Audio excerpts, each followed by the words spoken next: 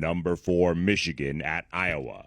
This is going to be, I think, well, first of all, it's our game, okay? So Gus, Ginny, and I are going to be there. Big Noon Kickoff is going to be there. 10 a.m. Eastern, everything gets started with Big Noon Kickoff.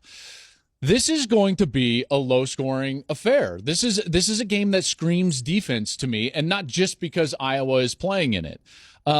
This is going to be a really tough test, and the toughest test that we're going to see J.J. McCarthy face in his young career as the starting quarterback for Michigan, and the two play callers, Matt Weiss and Sharon Moore from Michigan.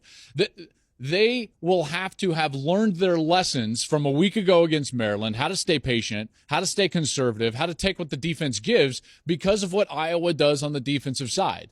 I love this Iowa defense, folks, and there's nothing in me that thinks that Michigan can go out there and just roll this Hawkeyes team, in particular at Kinnick Stadium.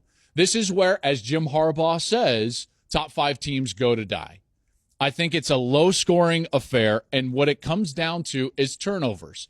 And this is what I'm concerned about for Michigan, is that their quarterback, J.J. McCarthy, is still a guy that's going to rely on his talent. He's got a lot of self-belief. He showed it a couple of times last week against Maryland. When he couldn't find anybody down the field, he held the ball too long. There were 2 times specifically. One, he forced the ball late to a corner route in the end zone, should have been picked off. And the other time, he was in the red zone, held the ball, didn't check it down, and then all of a sudden it wound up basically being a fumble. Michigan still recovered, but he lost so many yards that they missed the ensuing field goal attempt. You can't make those errors against Iowa. Iowa does such a great job of capitalizing on your mistakes. So the young quarterback, J.J. McCarthy, is going to have to be on point. Folks, if he's late with the ball, if he doesn't throw it on time, if he's not decisive, what generally happens, you throw it behind receivers, you throw it over their head, tips and overthrows.